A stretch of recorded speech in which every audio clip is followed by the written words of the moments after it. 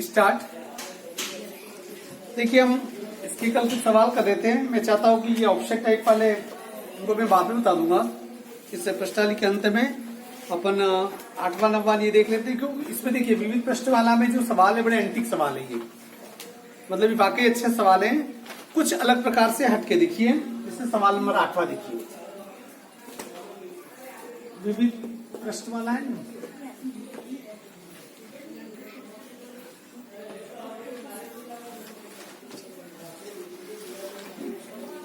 अब इसका देखिए सवाल नंबर 8वां सवाल क्या कह रहा है? ये एपी 3, 5, 7, 9, 201 का अंत से 5वां पद। अंत से क्या ज्ञात करना है? 5वां पद। अब यहां पर देखिए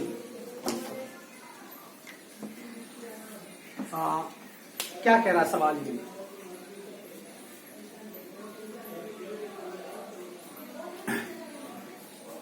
जैसे अंतिम पद कौन सा है इसका? 201। उसके पहले कोई पद होगा, उसके पहले कोई होगा, तो ऐसे पीछे से कौन सा पद? 5वां पद आपको ज्ञात करना है। जब भी ऐसा सवाल आए तो इस पर ध्यान ये रखना है कि जैसे ए बराबर कितना है? 3, डी बराबर 5 माइनस 3 बराबर कितना हो गया? 2, और यह अंत से 5वां पद कह रहा है, तो एन बराबर कितना मान लो? ये हो गया 5। और जब अंत से 5वां पद पूछे, देखिए अंत से 5वां पद, तो इसका सूत्र बन जाएगा L plus N minus 1 into d. यहां जैसे ए प्रथम पद लिखते हैं, वो प्रथम पद लिख के क्या लिखेंगे? L लिखेंगे। या जैसे L कितना है देखो, अंतिम पद कितना है? 201 प्लस एन का मान 5 माइनस 1 इंटू डी की जगह कितना जाएगा? 2। ये 201 प्लस 5 में 1 गया तो 4 इंटू 2, 201 प्लस 4 दूनी 8। ये सॉरी एल माइनस क्या होगा? यहाँ पर माइनस होगा ये, तो 201 माइनस 8, 201 में 8 बताओ कितना रहा? 193। कितना होगा? 193। ठीक है ना। अब देखिए इसका अगला सवाल, ये 8वां हो गया। अब सवाल नंबर 9वां। 9वां सवाल क्या कह रहा है? देखिए आपको 9वां सवाल है कि यदि एक समांतर श्रेणी के 3 क्रमागत पद क्या है? देखो एपी बराबर 4/5, उसके बाद ए, उसके बाद कितना है? 2 यदि है तो ए का मान ज्ञात करो। किसका मान ज्ञात करना है? ए का मान ज्ञात करना है। इस तरीके सिंपल इसके बीच में एक संख्या गायब कर दी है। हमें बताया कि क्या है, देखो ये A1, A2, A3 यदि समांतर श्रेणी है तो इसका मतलब ये हुआ कि इसके बीच का वर्गांतराल हमेशा क्या होगा? समान होगा।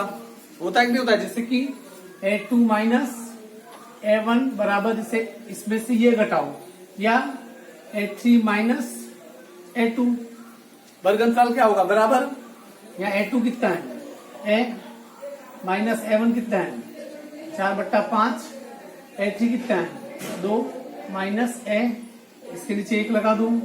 5 और 1 का लघुत्तम 5, 1 का भाग 5 भी दिया 5, 5 का गुणा ऐसे किया तो 5 है, माइनस 5 का भाग 5 भी दिया 1, 1 का गुणा 4 से किया 4 बराबर 2 माइनस A अपॉन इसके नीचे 1 लगा दिया। क्या करो? Cross multiply. इसका 5A माइनस 4 का गुणा इससे कीजिए, 5A माइनस 4 बराबर 5 का गुणा इससे कर दीजिए 2 माइनस SN।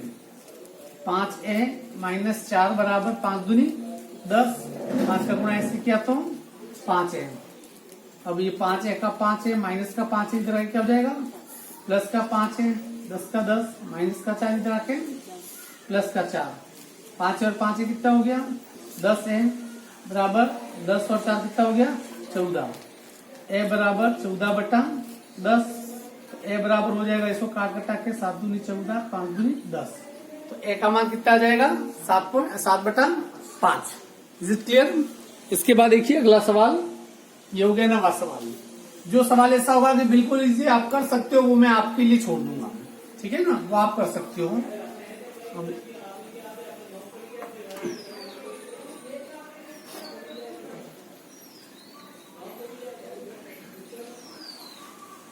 अब इसके बाद देखिए सवाल नंबर 10। सवाल कह रहा है प्रथम 1000 धन पूर्णांकों का योग। प्रथम 1000 धन पूर्णांकों का योग। अब प्रथम 1000 धन पूर्णांकों का योग कह रहा है, तो मुझे बताओगे, देखो एक तो धन पूर्णांक होंगे, एक ऋण पूर्णांक होंगे। धन पूर्णांक मतलब कि वो कह रहा है कि एक तो देखिए मान होता है, एक तो पूर्ण संख्या में एक तो माइनस वाली संख्या होती है, एक प्लस वाली संख्या होती है। जो प्लस वाली सभी संख्या है वो सभी क्या होगी, धन पूर्णांक। 1 2 3 4 ऐसे कैसे कहा तक 1000 तक। इसमें अर्थात कि पहला पद क्या है 1, अंतिम पद क्या है 1000। इसमें ए बराबर कितना है 1, डी बराबर 2 में 1 दिया तो 1, एन का मान कितना होगा 1 2 3 4 कितने तक संख्या जा रही है 1000 तक, तो एन का मान कितना हो गया 1000। तो इनका योग ज्ञात करना है, तो योग ज्ञात करने का सूत्र क्या होगा एस एन बराबर एन बट्टा 2 कोष्टक 2a plus N minus 1 into d. S n बराबर एन का मान 1000 अपॉन 2, 2 की जगह 2, 1 की जगह 1 प्लस एन की जगह 1000 माइनस 1 इंटू डी की जगह 1। एस एन बराबर 1000 का भाग 2 में दिया कितना आ गया 500। 2 का गुणा 1 से किया तो 2 प्लस 1000 में गया तो 999। इसका गुणा किससे करो 1 से करो। एस एन बराबर 500 का 500 कोष्टक 2 का 2 प्लस का प्लस 999। इसका गुणा इससे किया तो कितना आएगा 999। एस एन बराबर 500 इंटू 999 2 जोड़ लो कितना हो गया 1001। इसका गुणा आ जाएगा 1001 का गुणा 5000 5 और 00। तो यहाँ पर एस एन कितना आ जाएगा एस एन बराबर 500 सभी 1000 पदों का योग कितना आ जाएगा। अगला सवाल देखिए समांतर से 12वां सवाल है। 12वां सवाल है यदि एक समांतर श्रेणी के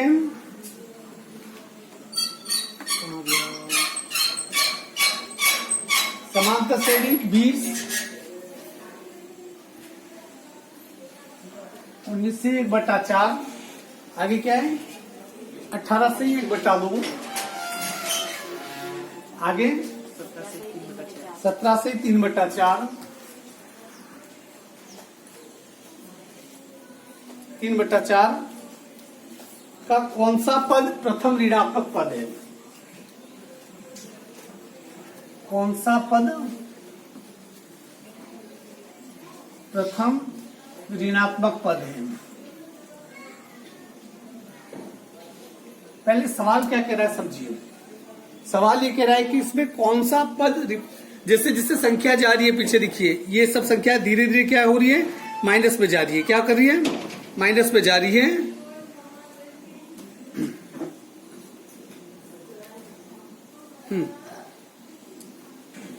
पहले 20 हुई फिर 19 हुई 18 से 1/2 17 से 3/4 धीरे धीरे से क्या हो रही है कम हो रही है। तो एक समय ऐसा आएगा कि संख्या कम होती हुई 0 भी होगी और 0 के बाद फिर कम होगी तो किस में आ जाएगी वो संख्या माइनस में चली जाएगी ऋणात्मक चली जाएगी। तो माना अपन को ये पता नहीं है कि माना अंतिम पद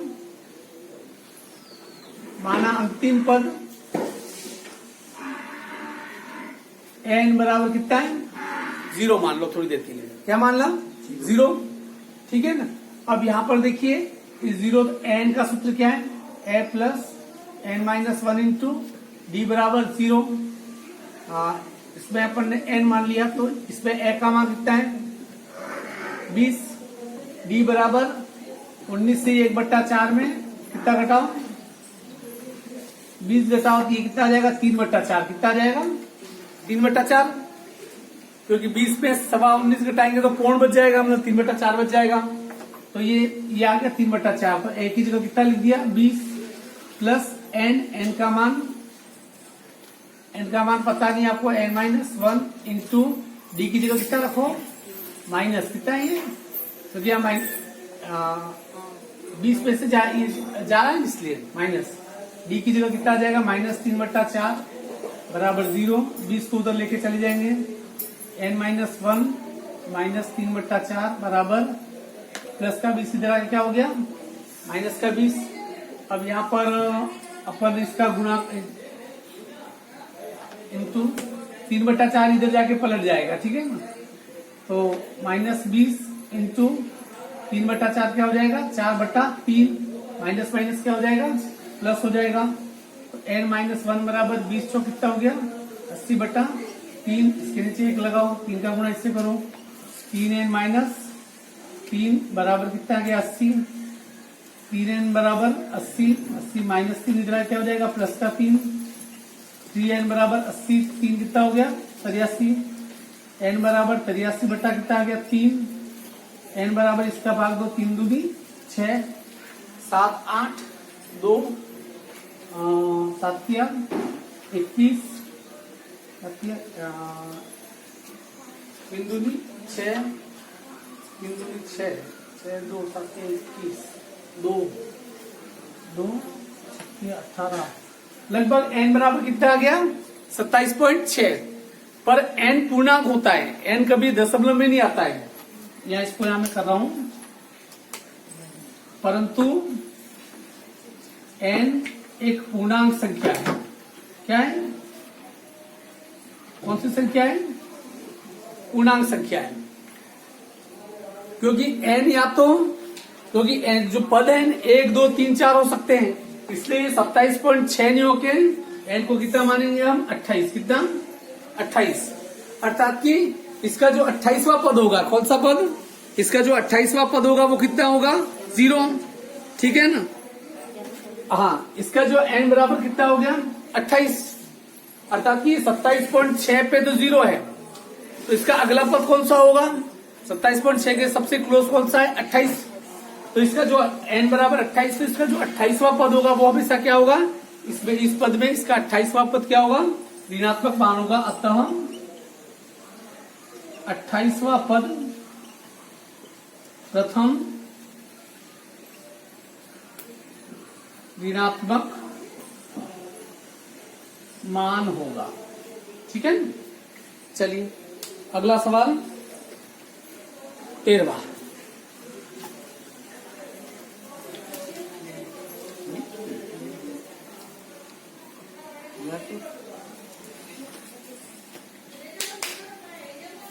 तेरहवां सवाल है देखिए 4 संख्याएं समांतर श्रेणी में हैं। इनका योग 20 है तथा इनके वर्गों का योग 120 है।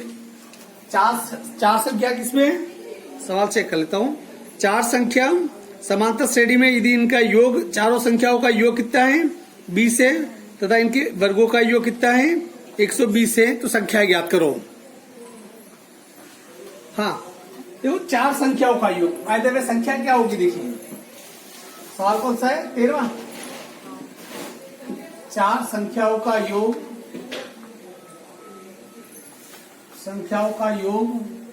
कितना है 120 और उनके वर्गों का योग कितना है वर्गों का योग 120 माना 4 संख्या है 4 संख्या हमने मान ली A1 A2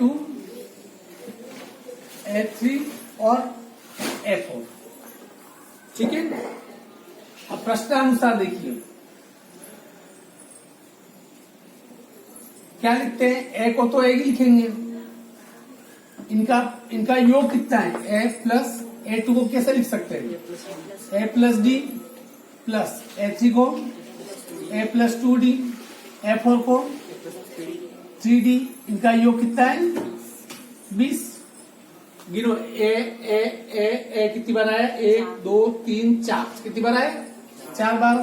तो 4 डी कितनी बार आया, 2 3 5 6 बार। 6 डी बराबर कितना हो गया, 20। इस सब में 2 का भाग दे दो, इजी हो जाएगा थोड़ा।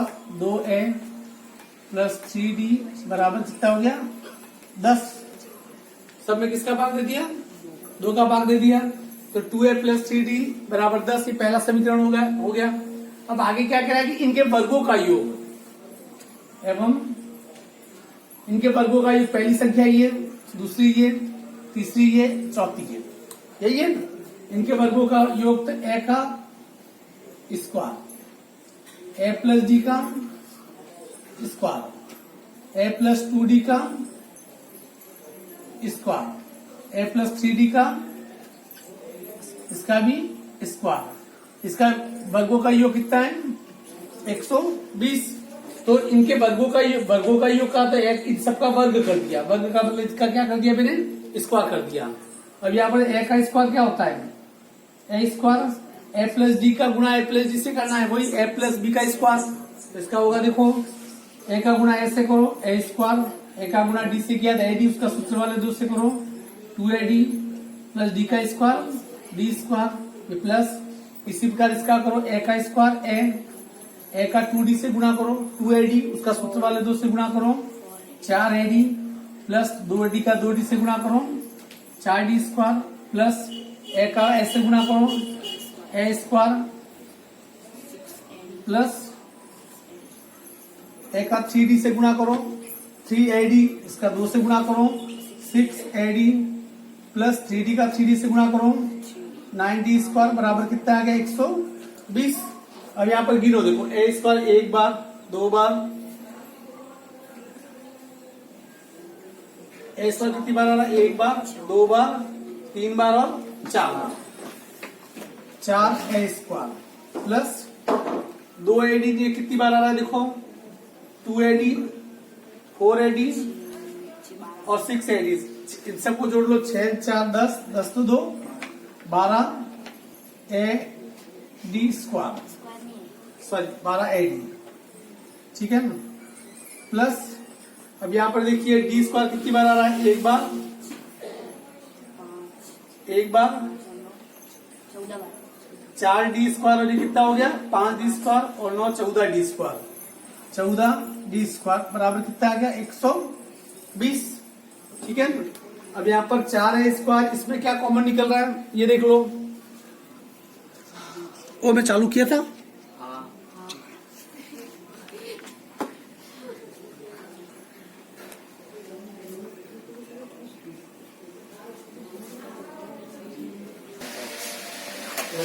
ये आपकी किताब में देखिए महत्वपूर्ण बिंदु में संकेत दे रखे हैं। सवाल नंबर ये चल रहा है, देखो यहाँ तक अपन ने किया, अपन ने 4 पद मान लिए हैं, A2 A3 और A4, ठीक है, 4 पद हैं। जब भी 4 पद हो तो समांतर श्रेणी के चारों पदों को आपको मानना है। क्या करना है, 4 पदों को मानना है। तो आपके ये संकेत दे रखे, देखिए 3 पद हो तो क्या मानना चाहिए, 4 पद हो तो क्या मानना चाहिए, 5 पद हो तो क्या मानना चाहिए। महत्वपूर्ण बिंदु में देखिए, तो अपने प्रश्नानुसार ये ए जो पहला पद है, जैसे इसके ये पद ये होंगे, ए माइनस, क्या लिख रहा हूं मैं, ए माइनस 3d ये पहला पद होगा, फिर ए माइनस डी ये दूसरा पद, और तीसरा पद ए प्लस डी, चौथा पद ए प्लस 3d। ये क्या करना, क्रम याद रख देना। क्या करना, क्रम याद रखना। ये जिसे मैंने इस क्रम में लिख दिया, ठीक है ना। ये इसमें दे रखे आपके 5 पद हो तो कैसे मानना, 2 पद हो तो कैसे मानना, ठीक है ना। ये आ गया। और इनका यदि योग कर लिया जाए, प्रश्नानुसार क्या इनका योग कर दिया जाए, इनका योग कितना है, 20। इनका योग कितना है, 20। अब यहाँ पर देखिए इसे जोड़ लीजिए, ए और ए कितनी बार है, 4 है।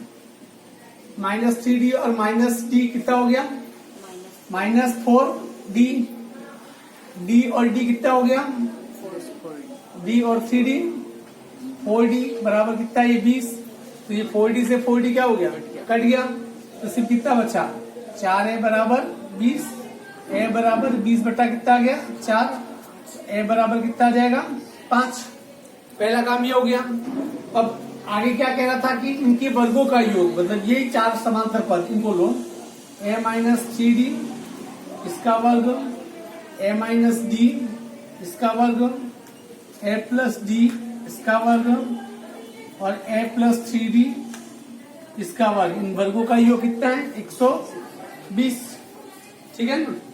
a माइनस 3d का a माइनस 3d से गुणा करना है, a का गुणा ऐसे करो, a स्क्वायर, a का गुणा माइनस 3d से किया, माइनस 3ad उसका गुणा 2 से किया, माइनस 6ad प्लस 3d का 3d से गुणा करो, 9d स्क्वायर, a का a से गुणा करो, a स्क्वायर, a का माइनस d से किया, माइनस ad उसका प्लस उसका 2 से गुणा किया, माइनस 2ad प्लस d का d से गुणा करो, d स्क्वायर प्लस a का a से गुणा करो, a स्क्वायर, a का d से गुणा किया, ad उसका सूत्र वाले 2 से किया, 2ad प्लस d का d से गुणा किया, d स्क्वायर प्लस a का a से गुणा करो, a स्क्वायर, a का 3d से गुणा किया, 3ad उसका 2 से गुणा किया, 6ad प्लस 3d का 3d से गुणा किया, तो 9d स्क्वायर बराबर कितना है? 120।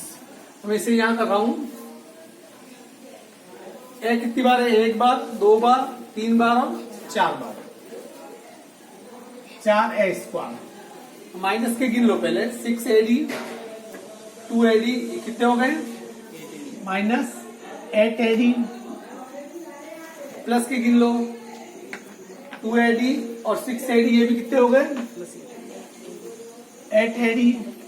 अब ये गिनो 9d स्क्वायर, 9d स्क्वायर और d square 10d square, 11d square, 20d square, 20d square बराबर कितना हो गया? 120। ठीक है, इससे ये क्या हो गया? कट गया। तो 4a square plus 20d square बराबर कितना रहा? 120। इसमें कॉमन क्या है? 4 अंदर रहा, a स्क्वायर प्लस 20, 4 यहाँ हो गया 5, d स्क्वायर बराबर कितना हो गया? 120। तो a square plus 5d square बराबर 120, 40 के नीचे आ जाएगा। a square plus 5d square बराबर कितना? 4 के बराबर, ये आ गया। अब ये a square plus 5d square plus ये 30 आ गया है। ये हमने a का मान कितना था? a बराबर 5 का मान उपरोक्त में रखने पर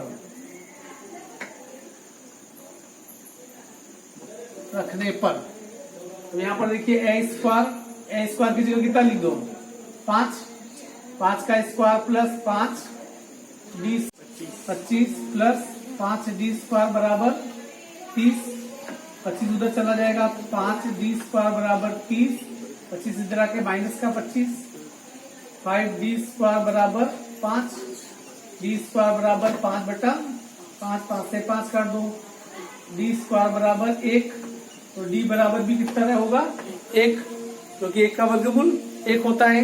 सवाल आगे क्या कह रहा था? देखिए उस सवाल को आप, सवाल ये कह रहा था तो उनके वर्गों का ये तो वे संख्या ज्ञात कीजिए। अब संख्या देखो, अब ये हमारे पास देखो यहाँ पर a भी कितना आ गया अपना? पहला पद। जैसे पहला पद क्या था? a1 बराबर a प्लस d, प्रथम a1 बराबर कितना है? 5, a2 बराबर क्या लिखते हैं? a plus d। a कितना है? प्रथम पद कितना है? 5 और d कितना है? तो 5 प्लस 1 बराबर 6। a3 को कैसे लिखते हैं? a प्लस 2d, a की जगह 5, d की जगह 2 इंटू d का मान 1 बराबर सीधे लिख दो, 2 एकम 2, 2 और 5 कितना हो गया? 7। a4 बराबर कैसे लिखेंगे? a3d, a की जगह 5, 3 की जगह 3, d की जगह 1, 3 एकम 3, 3 में 5, 8। तो कितना आ जाएगा? 5, 6, 7 और 8। Is it clear? ये वो चारों पद बोले, इसको जोड़ के देखो, 5 से 6 11, 11 7 18 8 नहीं, गलत आ गया। 4 संख्याओं का योग कितना आना चाहिए था? उत्तर कितना है देखने दो उसका। 11/20।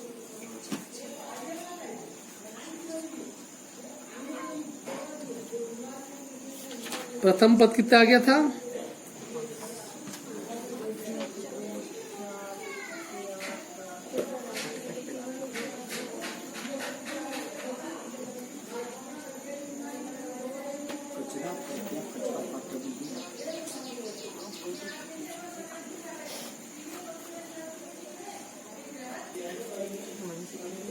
यहाँ पर 4 संख्या कौन सी मानी थी? यहाँ पर देखिए A1 बराबर कितनी थी पहली संख्या? A-3D। A2 कितनी मानी थी? A-D। A4 कितनी A3 कितनी मानी थी? A+D। और A4 कितनी मानी थी? A+3D। देखिए A का मान कितना है? A का मान 5 -3 इंटू डी का मान कितना है? प्लस का 1 ले रहे पहले, 1 बराबर कितना आ गया? 3 एकम 3, 5 में 3 गया तो कितना आ गया? 2। यहाँ पर ए का मान 5, डी का मान 1 बराबर कितना आ गया? दूसरी संख्या 4 बराबर ए का मान 5 प्लस डी का मान 1 कितना आ गया? 6। ए का मान 5 प्लस 3 इंटू डी का मान 1, तो 3 एकम 3, 5 में 3 कितना हो गया? 8। यदि प्लस की संख्या ली आपने या प्लस का डी बराबर प्लस का 1, डी का मान +1 भी हो सकता है, -1 भी हो सकता है। प्लस का लिया तो 2, 4, 6, 8 हो गया। इसी प्रकार माइनस का 1 रख के देखो तो संख्या बदल जाएगी। प्लस का लोगे तो आप 2, 4, 6, 8 और माइनस का लोगे तो 8, 6, 4, 2 आ जाएगी। अब इसको देखो इन सब का योग 2, 4 कितना हो गया? 6, 6, 12, 8, 20। इनके वर्गों का योग देखो 2 दूनी 4, याद रखा 4 चौको 16, 17 36, 8 64, 4, 16, 36 और 64 इनको जोड़ो कितना आ जाएगा? 120 वापस 120 वापस आ भी जाएगा। तो जो 2 शर्तें रखी है वो 2 शर्तें क्या हो जाएगी? पूरी हो जाएगी। इसके बीच के कुछ सवाल हैं, इसके बाद वाले कुछ सवाल हैं, इसको अपन क्या करेंगे? कल कर लेंगे या बोर्ड पे कर देंगे अपन, क्योंकि ऐसे सवाल फिर मैं बता भी दूं तो शायद समझ में नहीं आएगा। ठीक है ना? चलिए।